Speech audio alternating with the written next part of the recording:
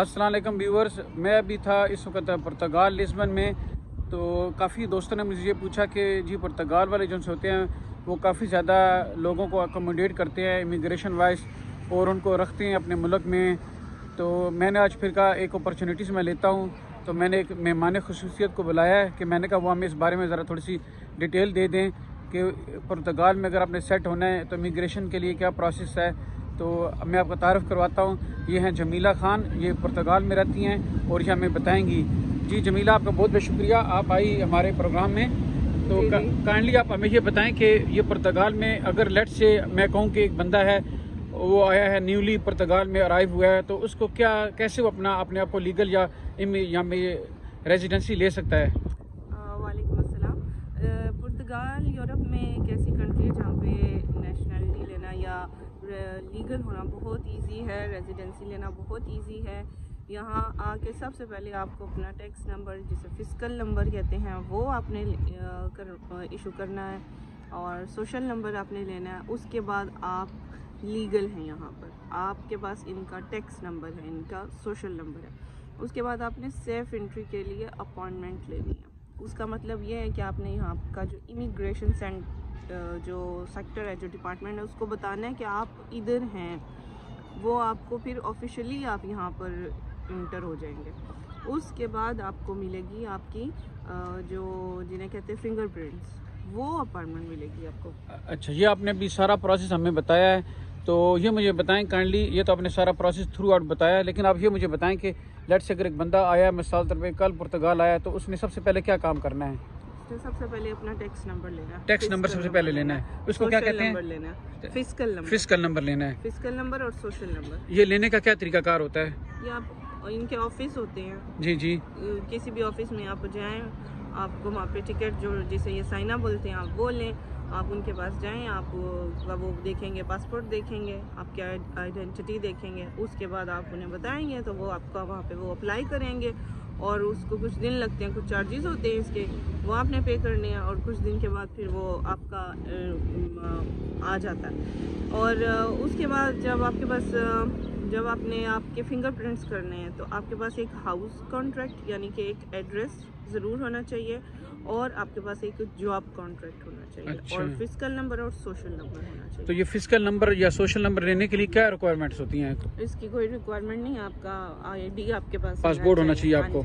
तो बंदे बहुत डरते हैं, कहते हैं हमारे पास पता नहीं वीज़ा है या नहीं है, तो इस सूरत में उसमें कोई प्रॉब्लम होगी अगर वो दफ्तर में जाएंगे तो। नहीं, पुर्तगाल में यहाँ पे कोई प्रॉब्लम नहीं है। अच्छा। क्या आप जिस दिन आए हैं वहीं पर उसी वक्त आप यहाँ पर लीगल है। यहाँ पर इलीगल करके कोई भी बात नहीं। अगर कभी, वैसे तो कभी भी नहीं हुआ ऐसे कि किसी पुलिस वाले ने आपको रोक के चेकिंग दी हो। जी जी। लेकिन अगर दी है और उसने आपका कहा है कि आप मुझे अपना आईडी दिखाएं, तो वो सिर्फ आपको ये कहेगा कि आप अपनी सेफ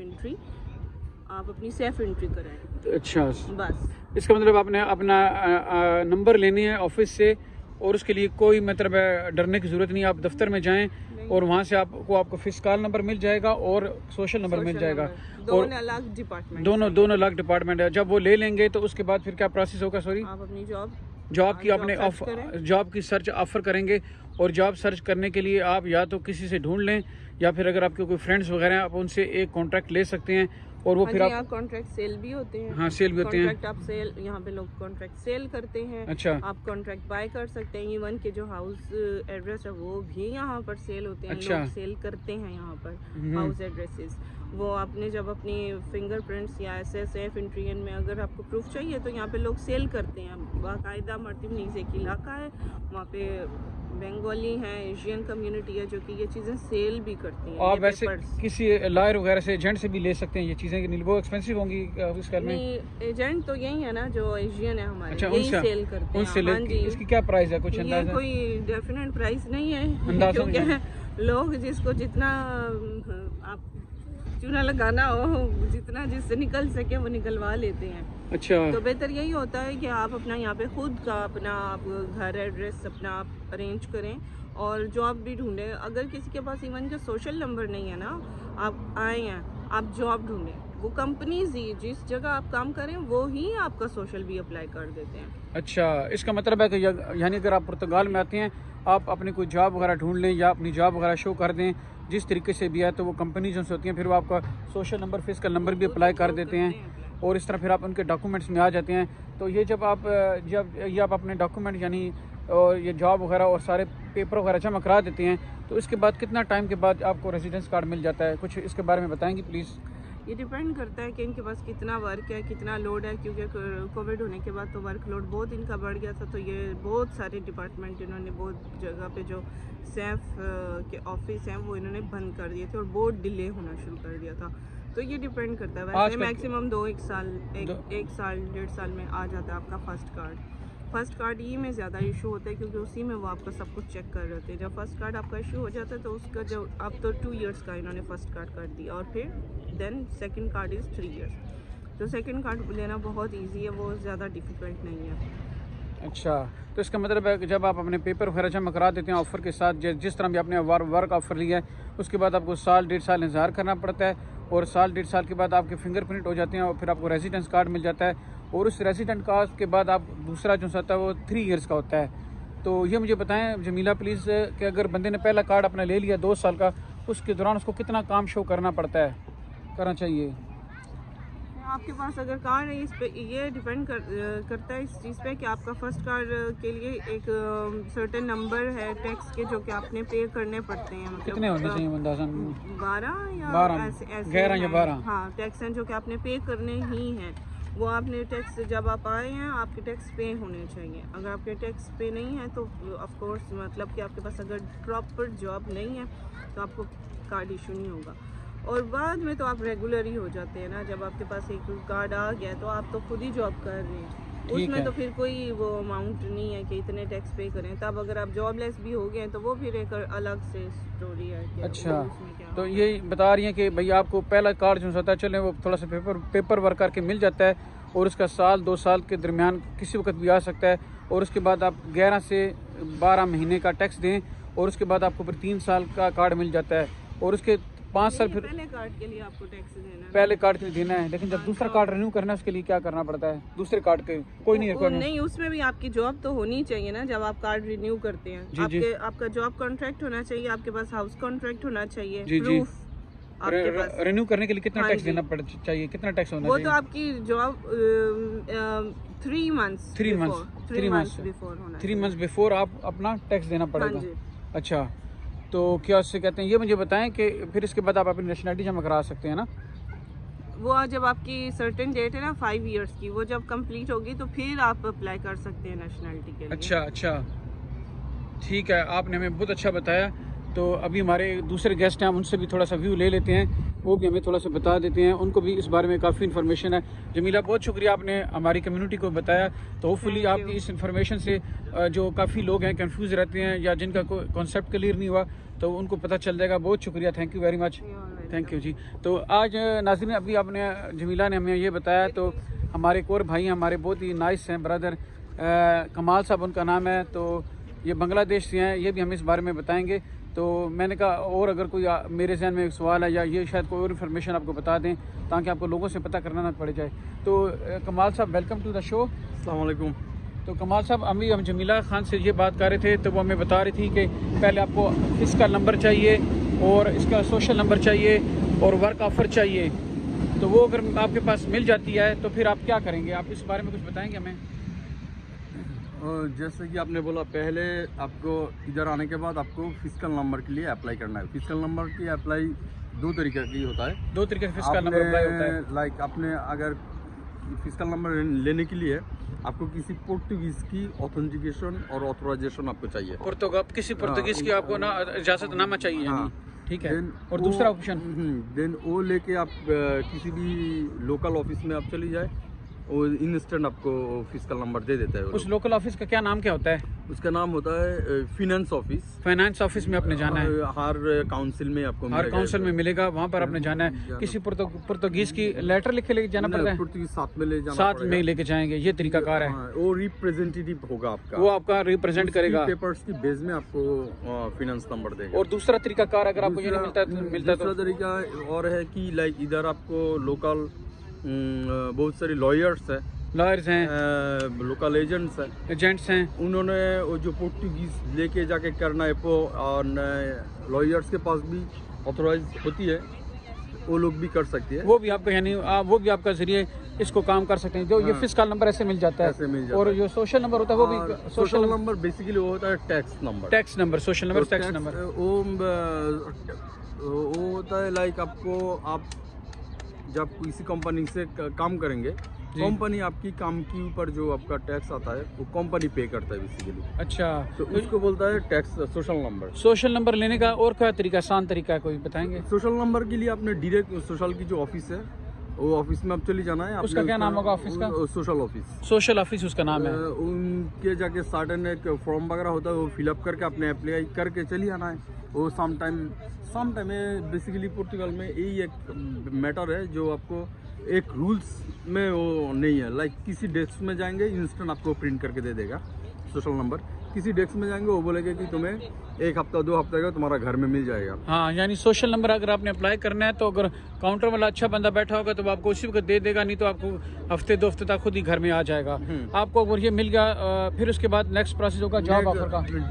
ऑफर होगा जॉब ऑफर का। जब आपके पास जॉब ऑफर हो जाएगा, आपने लीगल एंट्री करना है, उसके बाद अपने सेफ एंट्री करना है। लीगल एंट्री से क्या मुराद है आपकी please? Legal entry that means you came this country through airplane, या आपने कोई टिकट वगैरह शो करनी है कि आपने इस कंट्री में लीगल आए लीगल हैं। लेकिन यानी आपने बस का करना है, शो करना है, ट्रेन का कर सकते हैं, प्लेन का कर सकते हैं, लेकिन वीजा होना चाहिए, कोई मसला नहीं है। वीजा का मैटर नहीं, इधर वीजा का मैटर नहीं है, लेकिन आपने ये शो करना है कि आप इस कंट्री में मतलब लीगल तरीके से हैं, यानी बस से आ गए हैं, ट्रेन से आ गए हैं, प्लेन से आ गए हैं, और वीजा अगर हो जाना हो कोई मसला नहीं है।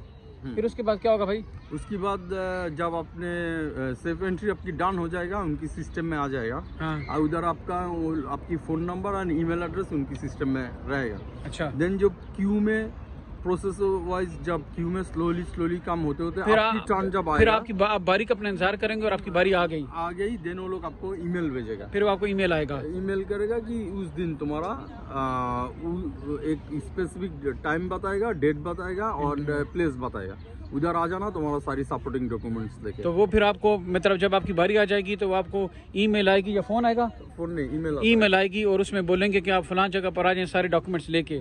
फिर जी आगे क्या होगा? देन आपने चली जाना है, जाके उधर उन्होंने आपकी बायोमेट्रिक लेना है आपका। फिर आपके फिंगर ले लेंगे, वो बायोमेट्रिक जिसे कहेंगे। फिंगरप्रिंट लेगा आपका। फिंगरप्रिंट लेने के बाद 2 to 4 वीक्स के अंदर आपके घर में फर्स्ट रेजिडेंट कार्ड आ जाता है। फिर आपका फर्स्ट रेजिडेंस कार्ड आ जाएगा। तो कमाल साहब मुझे ये बताएं, जब आप ये सारे डॉक्यूमेंट्स दे देते हैं तो इसके आपने दे दिए, आप लाइन में हैं, क्यू में हैं, बारी का इंतजार कर रहे हैं, मोरलेस कितना टाइम लगेगा? कितना टाइम लगता है? मोरलेस आपको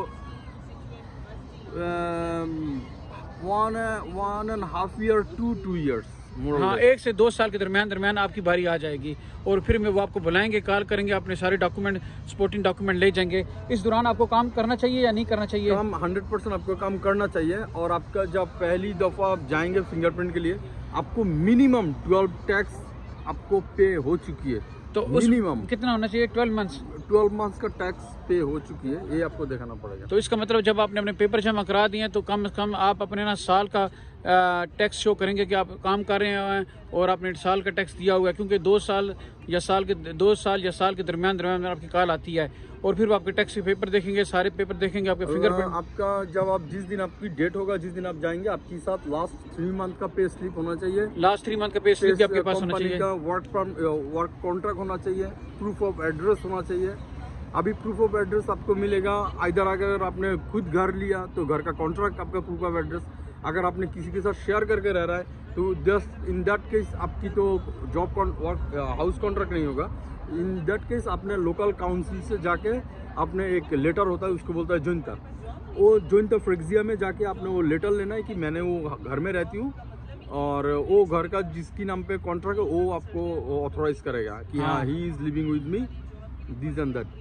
देन वो लोग आपको एक लेटर दे देगा, वो लेटर होगा आपका प्रूफ ऑफ एड्रेस। ठीक है, अगर आपने किसी के साथ यानी कमरा किया हुआ है तो फिर आप जुनता के दफ्तर में जाएंगे, जुनता थी फ्रेक्सिया, उसके ऑफिस में जाएंगे, आप बोलेंगे कि मैं फलां के घर में एक रूम में रह रहा हूँ, तो वो फिर आपको एक लेटर देंगे कि जो मालिक होगा मकान का जिसने घर लिया है किराए पे वो साइन कर देगा, तो फिर भी आपका काम ऐसे हो जाएगा। एग्जैक्टली। तो ये मुझे फिर बताएं कि ये फिर आपका फिंगर हो जाएंगे और आपको मिल जाएगा 2 साल का कार्ड, तो फिर उसके बाद आपको 3 साल का कार्ड कैसे मिलेगा? 3 साल की कार्ड वो होता है रिन्यू। अभी पुर्तगाल में कोरोना के बाद ये लोग कर लिया कि ऑटो रिन्यू हो रहा है, ऑटोमेटिक रिन्यू की एक प्रोसेस किया हुआ है। वो आपको जो पोर्टल है सेफ, इसको सेफ बोलती है, होम ऑफिस लाइक यूके बोलता है होम ऑफिस। सेफ का जो पोर्टल है, पोर्टल में आपका एक यूजर आईडी होता है, एक पासवर्ड होता है। वो जो जब आपने सेफ एंट्री किया उस टाइम आपने क्रिएट करना है, यूजर आईडी पासवर्ड उस टाइम क्रिएट हो जाता है। वो चीज़ आपने सेव करके रखना है किसी जगह में। सही। जब आपने ऑटो रिन्यू करना है उस टाइम में आपने 1 मंथ पहले से ही आपने उधर घुस के और डेट की ट्राई करना शुरू करेंगे। हाँ, यानी ये जो जमाल साहब ये कह रहे हैं कि जी आपने जब अपना फर्स्ट टाइम एप्लीकेशन देंगे तो वो आपको एक आपका ईमेल अकाउंट, वेबसाइट पे अकाउंट आपका नाम बन जाएगा पासवर्ड के साथ। जब आपने रिन्यू करवाना है तो उसके 1 महीने पहले आप चले जाएंगे और वहाँ पर अप्लाई करेंगे तो वो आपको मजीद इंस्ट्रक्शंस दे देंगे। ये तरीका कार है। अच्छा, अपने रिन्यू के टाइम जस्ट अपने आपकी जो रेजिडेंस कार्ड का नंबर है, रेजिडेंस कार्ड की number, expiry date, issue date, आपकी फुल नेम, दिस दैट सब कुछ अप्लाई करके देन उनका फीस होता है। मैंने एग्जैक्टली फीस भूल गया, मोर और लेस 150 to 180 यूरोस। वो अपने बैंक कार्ड से पे करना है, पे करके आप फिनिश, फिर वो रिन्यू हो जाएगा ऑटोमेटिक, वो आपके घर में कार्ड भेज देगा। यानी जब आपने सेकंड रेजिडेंसी के बाद रिन्यू करना है तो उसकी जो सी है मतलब 150 से 100-200 के दरमियान फीस होगी। तो हो सकता है आजकल चेंज होगी हो, तो फिर वो आपका पेपर सारे उसमें कंप्यूटर में सिस्टम में अपने सपोर्टिंग डॉक्यूमेंट डाल देंगे आप। कोई डॉक्यूमेंट्स नहीं चाहिए उसमें कोई डॉक्यूमेंट नहीं चाहिए, सिर्फ फीस देनी है आपने और ऑटोमेटिकली खुद हो जाएगा। आपने टैक्स लेकिन देना चाहिए। और इसके बाद फिर 5 साल बाद आप जो होते हैं पुर्तगीज की नेशनलिटी अप्लाई करते हैं, तो ये उस टाइम जब आप पुर्तगाल नेशनलिटी अप्लाई करेंगे उस टाइम आपको देखना पड़ेगा एटलीस्ट 36 टैक्स आपने पे किया, 36 महीनों का। हाँ। अच्छा, तो यानी अगर आपने पुर्तगाल की नेशनलिटी अप्लाई करनी है तो आपको 5 सालों में 36 महीने का टैक्स देना लाजमी होता है, तब आप अप्लाई कर सकते हैं। ये इनकी बेसिक रिक्वायरमेंट है। और उसके बाद इंग्लिश वो लैंग्वेज का टेस्ट और दूसरा वो और रिक्वायरमेंट्स हैं। और आपकी बैक होम से सिर्फ आपको चाहिए आपकी पुलिस क्लियरेंस सर्टिफिकेट चाहिए, बर्थ सर्टिफिकेट चाहिए, ये कुछ चीज़ें चाहिए। उसके अलावा एक पुर्तगीज लैंग्वेज का एग्जाम होता है, वो आपने देना है। तो ये आप अप्लाई करेंगे तो कितने अर्से बाद नेशनलिटी मिल जाती है? After apply is depend, it's not fixed, like more और less 6 to 1 year, 6 to 1 year or 6 to 1.5 year like this. अच्छा, but minimum 6 month, minimum 6 month. और मुझे एक और सवाल याद आया कि अगर किसी बंदे ने कॉन्ट्रैक्ट लगाया हुआ है और बाद में वो अपना कॉन्ट्रैक्ट अगर वो उसके साथ किसी के साथ बनती नहीं है तो वो चेंज कर सकता है? कोई मसला तो नहीं है? 100% वो चेंज कर सकते हैं, इसमें कोई मसला नहीं। हाँ, कॉन्ट्रैक्ट चेंज भी आप कर सकते हैं जब मर्जी चाहें। टैक्स भी चेंज कर सकते हैं? टैक्स तो चेंज नहीं होता, टैक्स लाइक मैं नहीं, मेरा मतलब यानी टैक्स वाला वो आप पे कर रहे हैं तो कहेंगे अब मेरा ये वाला है, मैं इसके जरिए दूसरे काम के जरिए टैक्स दे रहा हूँ। नहीं, बेसिकली जो रूल्स है वो है टैक्स आपकी रिस्पॉन्सिबिलिटी नहीं है, टैक्स है जिनके लिए आप काम करेंगे उनकी रिस्पॉन्सिबिलिटी पे करें, मालिक की रिस्पॉन्सिबिलिटी है। तो मुझे ये बताएं कि अगर जो बंदे होते हैं वो किसी एशियन से कॉन्ट्रैक्ट वगैरह ले लेते हैं तो उसके कितने पैसे होते हैं, कुछ अंदाजा है आपको? अभी बेसिकली एक जमाना मैंने देखा है कि कॉन्ट्रैक्ट के लिए 4,500 यूरोस लेता था। जी। लेकिन अभी little bit I can say is massive change now. आपने अभी इजीली आपको जॉब मिल जाएगा, एटलीस्ट आपको वॉशिंग की जॉब अवेलेबल है, वो जॉब मिल जाएगा। वॉशिंग की क्या मतलब, यानी किस like kitchen porter, kitchen washing की, यानी आपकी जॉब मिल जाएंगे तो उस पे आपका मालिक आपका टैक्स दे देगा। नहीं तो अगर किसी एशियन से करवाना है तो वो 4,000 तकरीबन बन जाते हैं ना? नहीं, अभी 4,000 डेफिनेटली नहीं, अब नहीं है, लेकिन वो कुछ साल पहले की बात है। लेगा डेफिनेटली, कुछ पैसा लेगा, एटलीस्ट 1,000-1,500 तो लेगा ही। अच्छा, मुझे आइडिया नहीं है बट लेगा, लेकिन इससे जरूरत नहीं है। बहुत सारी जॉब वगैरह है, अगर काम कर सकते हैं। अगर वो जॉब खुद के पास खुद पैसा है, खुद एक बिजनेस ओपन कर ले, खुद बिजनेस भी ओपन कर सकते हैं, जो बिजनेस ओपन कर सकती है, कंपनी ओपन कर सकती है, सब कुछ कर सकते हैं, everything open. when is issue fiscal number is issued on behalf of him, Yeah. is eligible for everything. जब आपको फिस्कल नंबर यानी शुरू वाला नंबर मिल जाता है तो फिर आप इसमें समझ अपने आप को लीगल हो गए हैं। और मुझे ये बताएं कि इस ये एक रेजिडेंसी होती है, इसके ऊपर आप अपनी बीवी बच्चों को और माँ बाप को भी बुला सकते हैं ना? Everything, yes. एक जब पहली रेजिडेंसी में ही फर्स्ट कार्ड में, फर्स्ट कार्ड में अपने बीवी बच्चों को और अपने माँ बाप को बुला सकते हैं। आपका पास एटलीस्ट आपकी इनकम 8,000 होना चाहिए पर ईयर। 8,000 से आपकी इनकम अबव होनी चाहिए, तब आप उनको बुला सकते हैं, ठीक है। और वैसे मुझे ये बता दें कि कौन कौन से काम अवेलेबल है इजी, अगर कोई बंदा करना चाहे क्या क्या काम मिल सकते हैं इधर पुर्तगाल में? बेसिकली पुर्तगाल में बेसिक काम है जो वो है रेस्टोरेंट सेक्टर की काम। Restaurant sector. उसकी बात आपने जा सकती है, थोड़ा सा आपकी लैंग्वेज वगैरह अच्छा है तो आप कॉल सेंटर के जॉब में जा सकती है। कॉल सेंटर की जॉब जा सकते हैं अगर आपको जुबान आती है तो। देन आपने अगर किसी और मुल्क में लाइक मैकडोनल्ड्स है, बर्गर किंग है, कोई सुपर स्टोर है, बहुत सारी है जो कॉमन है यूरोप में, अमेरिका में, जैसे मैकडोनल्ड हो गया फॉर एग्जांपल, आप इनमें भी अप्लाई कर सकती है। और ये सुना है बहुत बंदे खेती बाड़ी का भी काम कहते हैं फील्ड में। हाँ, वो है एग्रीकल्चरल जॉब। वो होता है लाइक मंथली, सम कंपनीज देगी मंथली, बेसिकली जाता है एजेंसी के थ्रू में। कंपनी जो आपको पे कर रहा है, प्रॉपर जो पे कर रहा है वो आपको नहीं मिलेगा, आपको मिलेगा एजेंसी ने अपना कमीशन वगैरह काट के जो आपको पे करेगा। मे भी कंपनी पे कर रहा है 5 यूरो पर आवर, एजेंसी आपको देगा 250 यूरोस पर आवर। अच्छा, लाइक ठीक है। तो मुझे अब ये बताएं कि पुर्तगाल में ज़्यादातर सैलरी का मतलब एवरेज सैलरी कितनी है, बंदा एक महीने में कितना कमा सकता है, ये बता दें इधर। प्लीज। बेसिकली मैं बहुत असरा इधर काम नहीं किया तो मुझे पता नहीं है अंदाजन। लाइक मिनिमम सैलरी में भी 770 आई थिंक, मिनिमम 770 से तनख्वाह शुरू होती है और उसके ऊपर तक 1200 तक चली जाती है। 1200 तक चली जाती है, लेकिन बेसिक जो है वो 750 है। 750 यूरो, 750 यूरो बेसिक यानी स्टार्ट की सैलरी है महीने की, ठीक है। तो बाकी घर वगैरह आपने लेना है या रहना है तो फिर आप डिपेंड करता है आप किसके साथ रह रहे हैं। अकेले रह रहे हैं तो ज़्यादा खर्चा होगा, किसी और इलाके में रह रहे हैं तो किराया कितना होगा, या शेयरिंग में रह रहे हैं तो उसका और होगा। तो ये आप बेसिक इन्फॉर्मेशन जो मैंने आपको बताई है, उम्मीद है आपको इसमें से कुछ गाइडेंस मिल जाएगी, लेकिन रूल चेंज होते रहते हैं। तो ये हमने आपको सिर्फ कॉन्सेप्ट करने के लिए बताया। तो आपने अगर मज़ीद डिटेल लेनी हो तो जब आप जिस वक्त अप्लाई करें उस वक्त आप मज़ीद चेक कर सकते हैं। Thank you ji.